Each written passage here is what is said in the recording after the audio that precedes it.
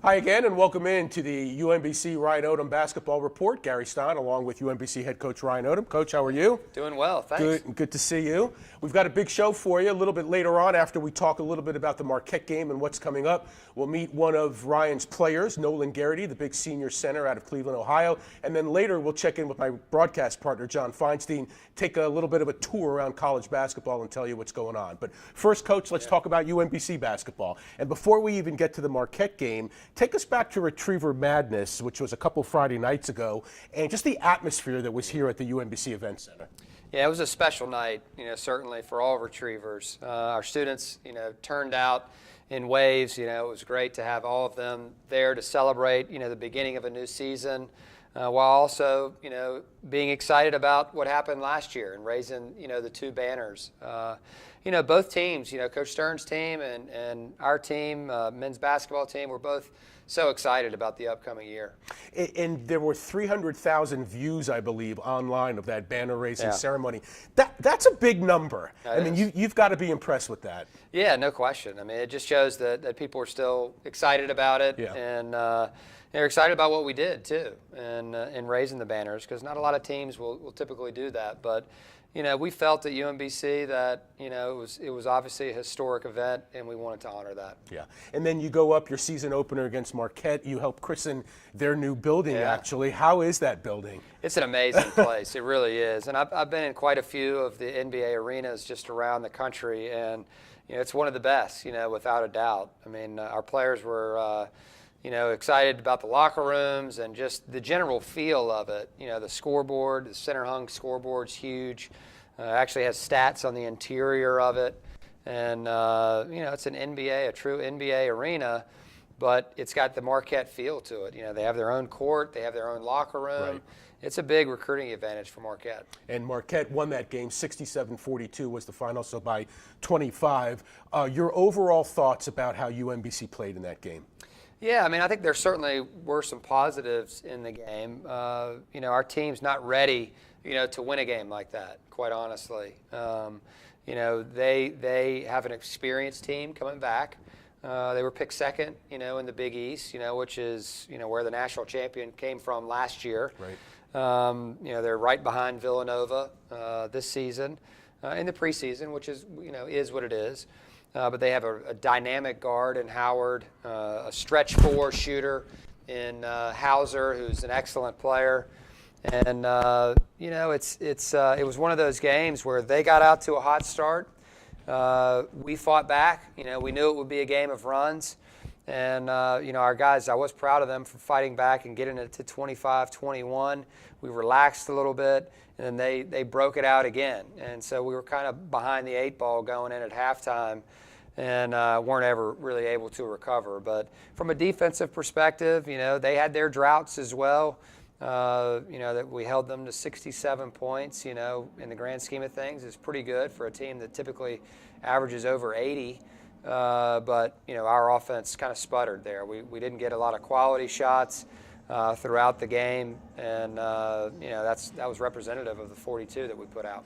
As Ryan mentioned, the Retrievers cut that deficit to 4. It was 14 early, 25-21. It was a 9-0 run that you guys had. I call it the Joe Sherburne run because he had a bucket and then he had two long three-pointers. And I watched the game on TV, so I may be wrong about this, but those two three-pointers that he hit, they were like from Whitefish Bay, where he's from. Is he shooting it from a little bit further out this year so far? Yeah, he's had range, pretty much since we got here. We encourage our guys to be able to shoot 2 feet behind the line.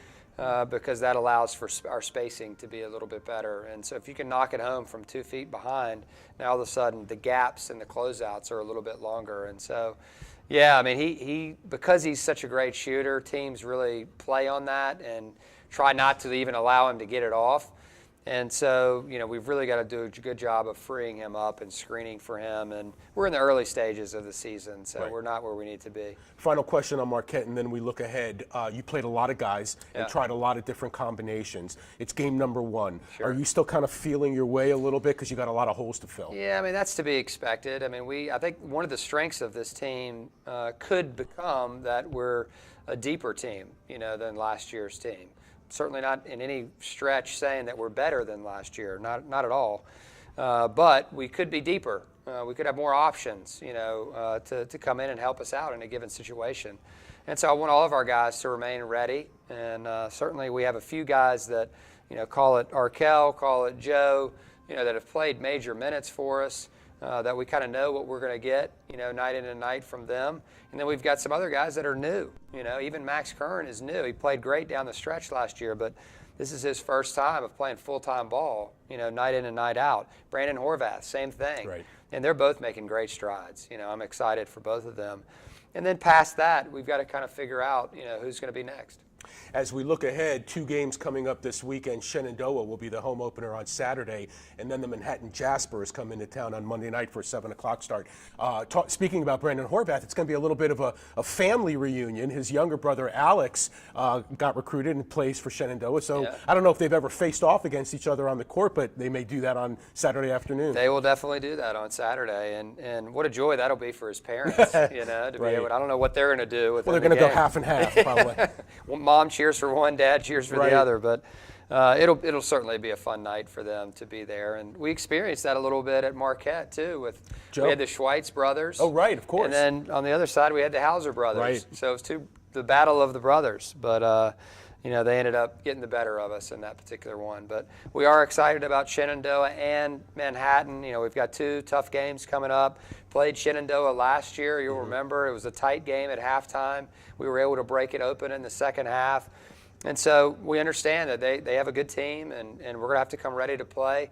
I'm most worried about how the Retrievers play. Right. And, I really, especially coming off of a loss, I want to make sure that our guys are putting their best foot forward in preparation for both of those. Of course you want to get the wins, but what would satisfy you as a coach of a basketball team to see in those 2 games? Certainly just playing better, playing more efficiently on the offensive end, getting our shot selection, under control, and where we're taking our shots. I thought we got away from ourselves a little bit in the Marquette game, and we were taking too many contested ones. And part of that was due to their defense. I mean, they have a very good defensive team so far early in the season, so they challenged a lot of shots. But we didn't search enough, all right, for our shots. And so we've got to try to do that, in the next 2 games. And it'll be 2 different styles. Manhattan plays a totally different style than Shenandoah, and it's going to be a short prep, for us. We kind of have to prep for both at the same time because they're sandwiched between one another. And so we're working, in the next 2 practices on both teams. And you've got a Saturday and a Monday, so is there a practice in between on Sunday, or is that? There will be, but typically in between games like that, we can't, go too hard because, it's more of a cerebral type of practice, a mental practice, because, it's hard to, I don't want to run them up and down and wear them out going into a game the next day. All right. We'll take a timeout here. When we return, we'll meet, I think, the tallest retriever on the team this year by a couple inches. Nolan Gerrity will be our guest when we return right after this.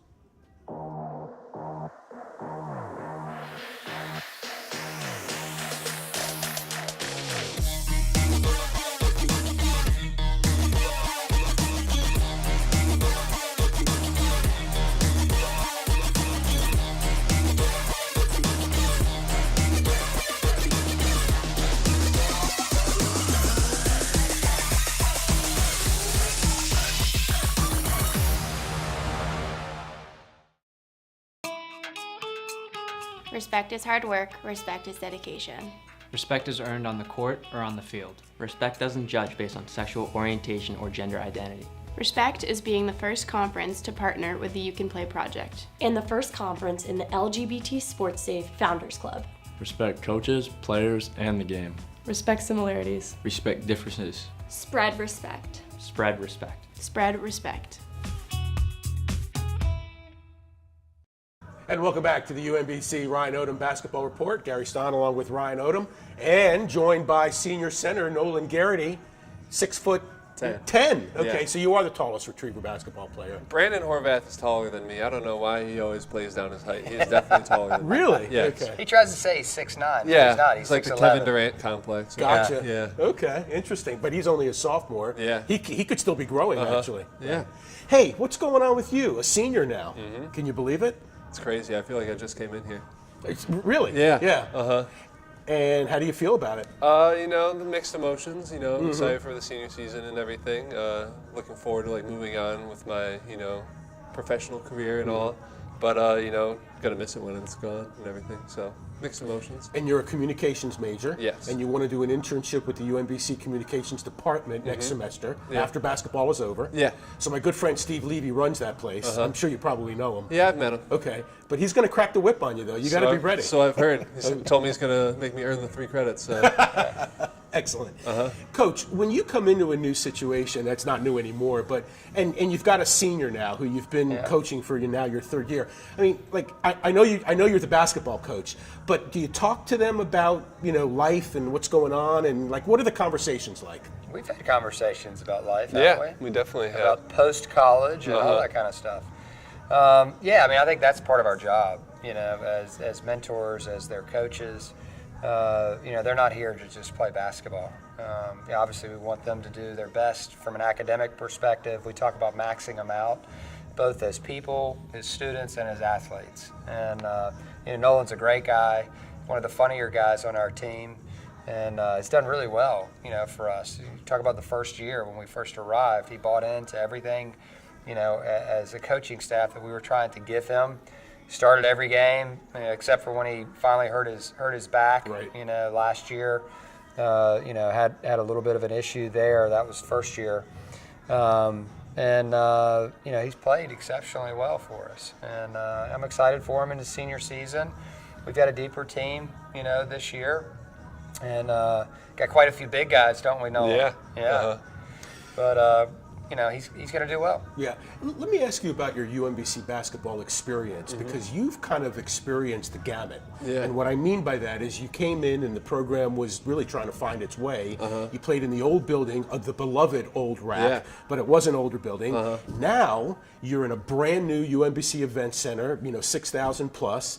Building is beautiful. You've gone to the NCAA tournament. You've won a game in the NCAA tournament. You've contributed to the pop culture of this country, which I'll talk about in a minute. But what about that experience that you've gone from basically down here to up there? Yeah, it's like mind-blowing. Like when I come in, like as a freshman, playing in the RAC and stuff, you never can like picture like what's going to come in the following year. So, when I came in and I was playing in that building and stuff, I enjoyed my time, obviously, but I just couldn't see like where I would be in a couple of years, and like really realize how far like the program has come until like you're there and you look back on it. Right. Coach, do you help them envision that? Yeah, absolutely. I think that's something that's part of our job as well. Is painting a picture for what could become or what could be, and these guys followed every step of the way, and they did it. That's the cool thing about it. They believed in themselves, because you have to have that inner belief first, and then all of a sudden you have that belief in your teammates, and then you can accomplish pretty much anything you want. What about, could you envision that your hair color would change as much as it did? It's always something I've wanted to do, so I knew it was going to happen. I don't think you knew. He came in That one was day, a all of a sudden topic he had of blonde hair. conversation last year for sure. So what provoked that? Yeah. When I was younger, like I was really into like skateboarding and stuff, and I wasn't like very good or anything, which is why I stuck to basketball. Of course not. Yeah, but I mean, like a lot of skaters like dye their hair and stuff. And I just thought it was really cool. So. Did you have any specific moves that you did? Oh no, Ollies, I was terrible at skating, but I just liked like the culture and stuff, and like how they dressed and everything. So I thought that was really cool. You still dress a little bit like that. Yeah. So what's the plan for this year with the hair? I'm sticking with what I got right now for the time being. It's a little darker than my normal hair color, but it'll fade back to normal soon. Gotcha. So I made a reference to Nolan's contribution to pop culture. Any UMBC fan or basketball fan that was involved in that Virginia broadcast last year will know about this. The post-game interview in the locker room was one for the ages. Must have had 8 million hits on Twitter. You talked about, they asked you, what is this like? Like, what can you compare this to? And you talked, and some of your teammates also, Brandon Horvath actually was in that, about the Battle Royale in the Fortnite. Yeah. And so just get us back on that a little bit, and what spurred that whole giddiness there? I mean, just like we were on the bench, and like we just wanted to like bring energy to the team, and like every year you like see at least one clip of like a team doing like crazy celebrations and stuff. So we wanted to do something like fun, and Fortnite has like dance emotions that you can do and stuff. So we were just doing a couple of those, and then they started asking the questions about it, and we just kind of went with it. We never like expected, that wasn't like scripted or anything. No, absolutely. Yeah. It was awesome. What about pop culture with this team? Do you know about these things, or? Occasionally they'll inform me of Okay. certain things. They'll start talking in their groups or slang or whatever, and I'll hear something. But also it could be my kids. Yeah, I was just gonna say, my kids kind of know. I have a 17-year-old, and then I have a 12-year-old now, so they're getting closer to their ages. So they kind of fill me in. Wow, 17 I'm and a 12. veteran. That's interesting. I'm a veteran dad now. Right. Dog Pound Queries is a little section that Nick Doyle, my assistant, puts together some questions. Question number 1, hometown, Cleveland, Ohio. What's to do in Cleveland? Where do you go to eat? What do you like to do? Yeah, I was gonna say the majority of things to do revolve around food. There's a lot of cultural food. So if you want a corned beef sandwich, you're gonna go to Slyman's downtown.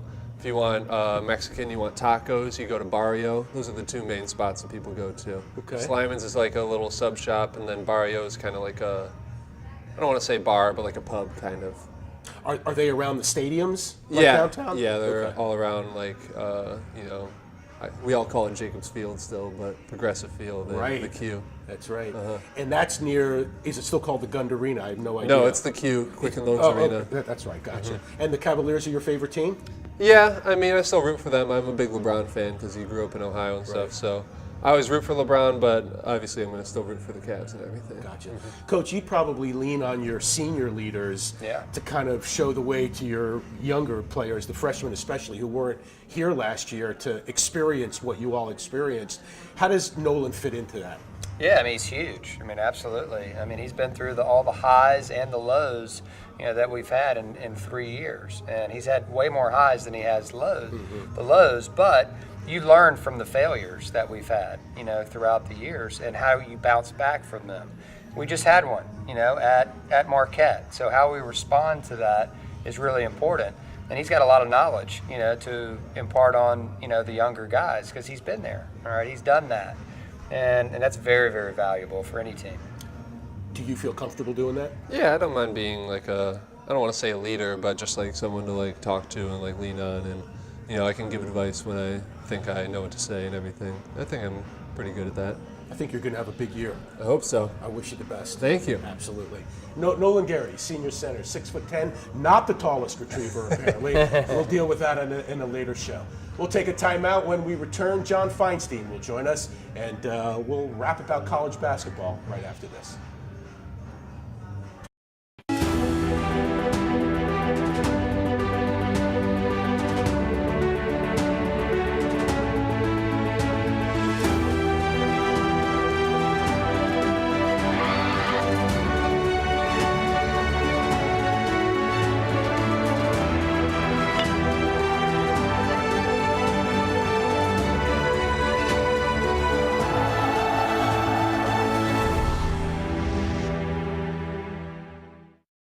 That experience in Charlotte was amazing. It really was.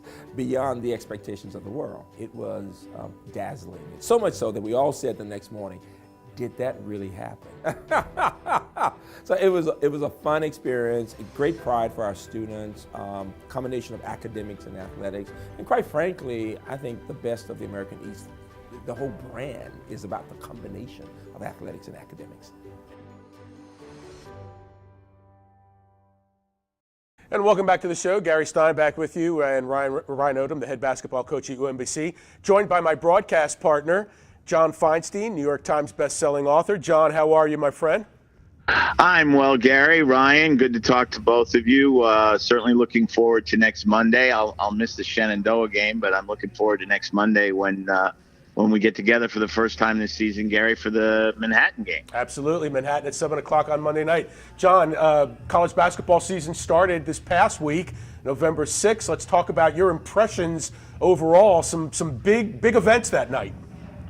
Yeah, it's interesting how they've sort of tried to make opening night really into an opening night in college basketball. I still remember when Jim Valvano used to talk about scheduling your first 10 games against, as he called them, directional schools, although some of those directional schools have gotten pretty good in the last few years. And you had that big doubleheader in Indianapolis with 4 top 10 teams, the number 1, 2, 4, and 10th ranked teams playing.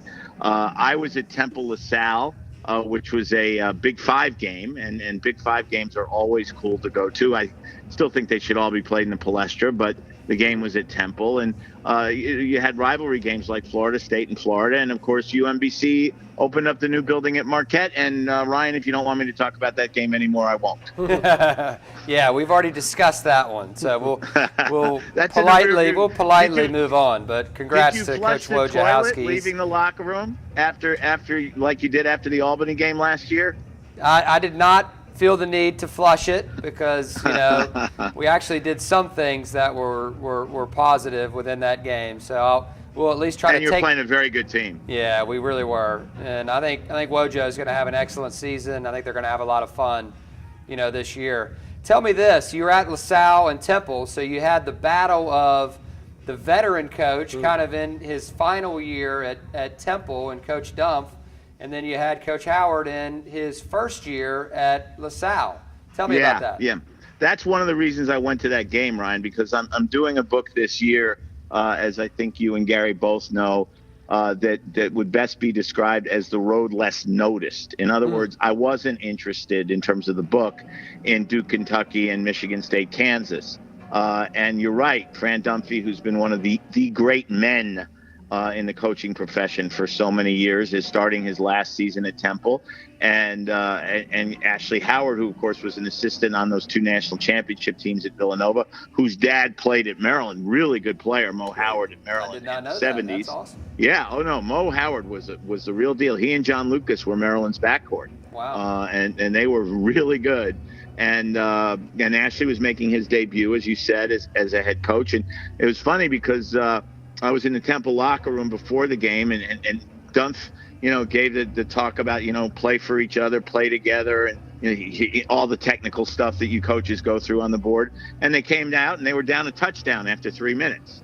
But they turned it around, and their experience eventually won the game for them. But I think LaSalle is going to be pretty good before the year's over. They've got 4 transfers who are still learning to play together, and I love Philly hoops. The Big Five, Drexel. I love it. There's a doubleheader in the Palestra, December 22nd, the day after you guys play Hood, that big traditional rivalry game.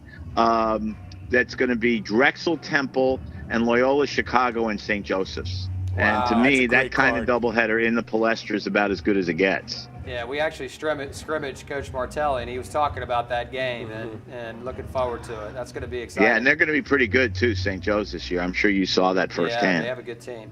Philly basketball is special, absolutely. Hey, John, what do you make of this? You touched on the Duke-Kentucky game. I mean, these arguably are the 2 best teams in the country, but by 34 on opening night, Duke all over Kentucky. I know you're not as good as your best night and you're not as bad as your worst night, but that is quite a gulf between those 2 teams right now. Yeah, it was obviously surprising that Duke just blew them out the way they did, and it was never a game. I mean, it really wasn't. But I always point out to people that you don't judge teams based on how they play in November. What matters is March, and nobody knows that better than Mike Krzyzewski. Duke's really talented. Now, I'm driving through North Carolina today, and I was listening to a radio talk show in Raleigh, and they were asking the question, would Duke beat the Cavaliers? Okay, we're getting a little carried away here, especially after one game. Duke is very talented. They're also very young. But I think the reason they have a chance to win a national championship this year, I mean, everybody's going to go all the Zion Williamson stuff. I mean, he's, on the internet every 10 seconds. And obviously the other 2 very highly touted kids, Barrett and Reddish, are very good. But I think the key to this team, Ryan, you can speak to this as a coach, is for the first time since they won the national championship in 2015, they have an actual point guard.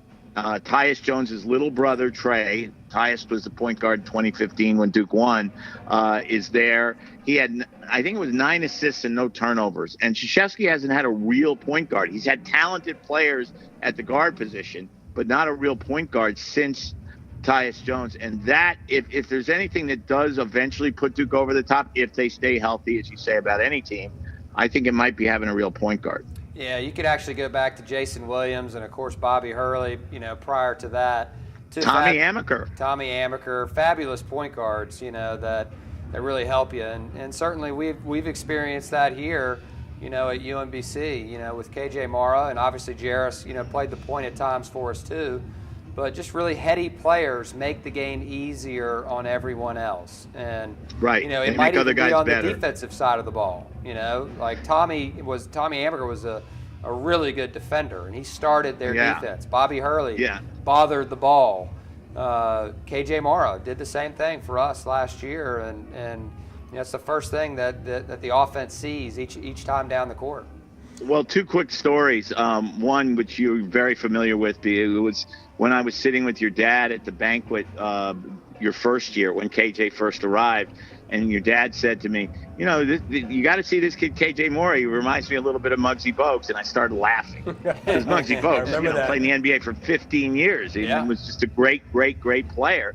And KJ was a little bit like Muggsy Bogues, the way he went under people and annoyed people and was such a leader. Your dad was right. I hate to ever say your dad is right about anything. He was UMBC's version of Muggsy Bogues. Maybe he wasn't Muggsy Bogues in the NBA, but he was UMBC's version without a doubt. He absolutely was. And the other quick story about Amaker is the year I was at Indiana doing Season on the Brink, I went after practice on a Monday, Maryland was playing at Notre Dame, and I drove up there to see the game. And that Saturday, Maryland had played at Duke, and Keith Gatlin, their point guard, sat out with a bad back. Yeah. So I walked in the building. First person I saw was Lefty. And I said, "Hey, how's Gatlin? Is he okay?" And Lefty said, "Oh, he's fine." I said, "Really? Because he had a bad back on Saturday." And Lefty said, "Oh, he just had Amaker back." That's right. Yeah. A lot of guards had Amaker back in those days. Hey, John, you touched on your book. Tell us, who are some of the other coaches that you're following that you're going to write about? Well, Gary, I really go seat of my pants when I'm doing a book. I don't sit down and say, okay, I'm going to see this game on this date through the season, maybe the first week, and then I'll sit down on the second week. Now, Sunday, I'm going to go to Army at Duke, because that's the kind of game, the Army kids are going to be so thrilled to play in Cameron Indoor Stadium. It's Veterans Day. Krzyzewski's an Army grad. So it'll all be, kind of cool. I'm afraid until the ball goes up. I'm a little worried about that from Army's point of view. In fact, I texted Krzyzewski after their game Tuesday night, because he made a comment in his post game about how he really enjoyed working with this group, and they even laugh at his jokes. And I texted him. I said, "I believe everything you said except for the part about them laughing at your jokes. Do me a favor, go easy on your alma mater Sunday, because if you beat Kentucky by 34, right? What might they do to Army? I mean, good gosh, I'm a little worried. In fact, I asked Jimmy Allen, who's Army's coach, if I could hang out with them during the day, pregame meal and be in the locker room before the game. He said, "John, I've watched Duke on tape. You want to give the pregame talk? It's fine with me, because I got nothing." But that's a guarantee game. It's a little special, and I'll just be going all over. I want to see Loyola Chicago play, obviously, the year after their unbelievable run. There's another team that was pretty good last year, pulled a first-round upset, beat a 1 seed. Who could that be? I don't know. Let me think about that for a minute. Yeah, I'm going to want to talk to their coach at some point. But just looking for – I'll give you an example of the kind of story I'm looking for. Army's leading scorer is a kid from a tiny town in Kentucky who was going to enlist in the Army. His name's Jordan Fox. And Jimmy Allen happened to be at a game looking at another player, saw Jordan, asked the coach, where's he going? He's a pretty good shooter. And the coach said he's planning to enlist in the Army. He's got no plans to go to college. So he went and talked to Jordan Fox and said, how would you like to go to college for 4 years, play basketball, and then be an officer instead of an enlisted man? So Jordan Fox is their leading scorer. Those are the kinds of stories I'm looking for. Excellent. Absolutely. How do you think Coach K, changing the topic just a little bit and going backwards, how do you think Coach K will manage, the expectations? Obviously, he's going to manage them well. Yeah. But, these are young kids, and they just beat an amazing team in Kentucky, a really talented team with a Hall of Fame coach. And, like you said, they're going to be told you should go undefeated. You're going to be the first team to ever go undefeated. Well, they have a bunch of young guys out there. That's right. They start 4 freshmen. So how does he manage exactly that right. going forward, well, would you say? I'm going to tell you, based on my experience knowing Mike Krzyzewski as I do, if they didn't get thrown out of practice yesterday, they'll get thrown out of practice today. because he's going to remind them. You know, I don't Right. care what anybody's saying about you. I don't care what you're being told. Here, and he'll show them, as you do, Ryan, as every coach does. He'll show them the mistakes they made on tape, because there were mistakes. There always are. And he'll say, here's where we need to get better. Here's, if you guys really want to be a great team, these are the things you're going to have to do. And I've heard him do this, and I know he'll do it again. He'll say, I know how talented you are. I know what people are telling you. You've got to trust me. I know more about basketball than you do. And I think that's a fair comment for him to make. John, I'm truthful when I tell you it's been a pleasure, my friend. Thank you. Wow, there's a first for everything, How about Gary. that? Thank you. I'll see you Monday night. Good luck Saturday, Ryan, and I'll see you all on Monday night. Thanks, John. All right, John All right, Feinstein, guys. my color partner Cheers. on the broadcast, and of course, New York Times best-selling author. Coach, I think that's it. Yeah. Yeah. Good luck this weekend. Thank you so much. Absolutely. We'll see you Looking next time. forward to it. Yep. We'll see you next time right here on the UMBC Ryan Odom Basketball Report.